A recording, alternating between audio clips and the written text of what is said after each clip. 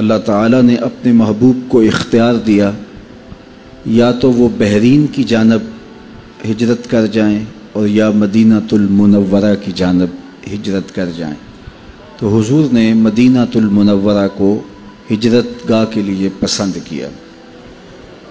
اور وہاں جب حضور پہنچے تو بنو اشہل نے بالخصوص اور انصار مدینہ نے جس طرح حضور علیہ السلام کی دعوت کو قبول کیا، اور دیکھتے ہی دیکھتے شجر اسلام ثمر بار ہونے لگا۔ یہود کی مخالفت کے باوجود تیزی سے لوگ اسلام کے دامن میں داخل ہونے لگے، اور اطراف سے قبائل سے لوگ بھی اسلام میں داخل ہونے لگے۔ تو قریش مکہ کو اچھا نہ لگا اسلام کا پھلنا پھولنا اور پھیلنا، تو انہوں نے کوئی بہانہ اور کوئی ذریعہ ایسا ملے کہ وہ مسلمانوں پر حملہ آور ہوں، تو عمر حضرمی کا قتل اور ابو سفیان کے قافلے کے حوالے سے انہیں تحریک ملی، اور وہ 1000 کا لشکر لے کر مکہ سے مدینۃ المنورہ کی طرف پیش قدمی کرنے لگے۔ آقا کریم علیہ السلام بھی 313 افراد لے کر مدینہ شریف سے نکلے اور بدر کی جانب روانہ ہوئے۔ تو آلات حرب و ضرب بھی بہت تھوڑے اور محدود تھے۔ صحیح روایات کے مطابق 2 گھوڑے، 6 زرہیں، 8 تلواریں، 70 اونٹ، یہ کل اثاثہ تھا۔ جن کے پاس تلواریں نہیں تھیں انہوں نے کھجوروں کے ڈنڈے توڑ لیے تھے۔ یہ اللہ کے مجاہد تھے، چلے تھے جنگ کرنے کو۔ نہ تیغ و تیر پر تکیہ، نہ خنجر پر، نہ بھالے پر، بھروسہ ہے تو اس سادی سی کالی کملی والے پر۔ حضور نبی رحمت صلی اللہ علیہ وآلہ وسلم ساری رات سوئے نہیں، مصلی بچھا ہے، اور حضور کبھی سجدے میں ہیں، کبھی رکوع میں ہیں، کبھی قیام میں، الہاء زاری کرتے ہیں۔ اور پھر حضور نے نیاز کے انداز سے ناز کا انداز اختیار کیا، اور تاریخ میں وہ دعا آج تک کسی نے نہیں مانگی جو میرے حضور نے مانگی ہے۔ حضور نے اللہ کی بارگاہ میں وہ دعا مانگی جو آج تک کسی نبی نے بھی نہیں مانگی۔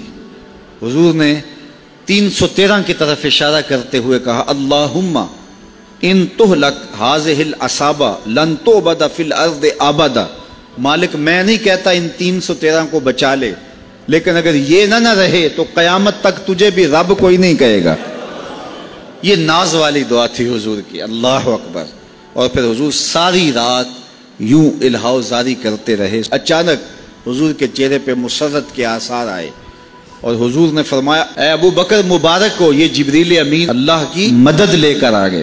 اور پھر صحیح بخاری میں روایت ہے، اور تمام کتب سیر میں موجود ہے، اور بھی کتب حدیث میں موجود ہے، حضور نے چھڑی لی اور صحابہ کو ساتھ لیا، اور مقام بدر میں حضور نے کچھ جگہوں پہ نشان لگائے، اور فرمایا فلاں ابن فلاں کل یہاں مرے گا، فلاں ابن فلاں کل یہاں مرے گا، فلاں ابن فلاں کل یہاں گرے گا۔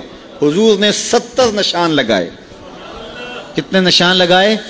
70۔ صحابہ فرماتے ہیں اگلے دن جب ہم نے لاشیں اٹھائیں تو ان نشانات سے 1 انچ بھی کوئی دائیں بائیں نہیں تھا۔ جہاں حضور نے نشان لگایا کافر وہیں گرے۔ 70 نشان حضور نے لگائے۔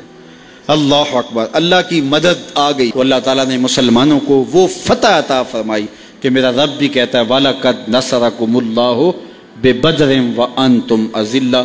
ہم نے بدر میں تمہاری مدد کی جب تم انتہائی بے سر و سامان تھے۔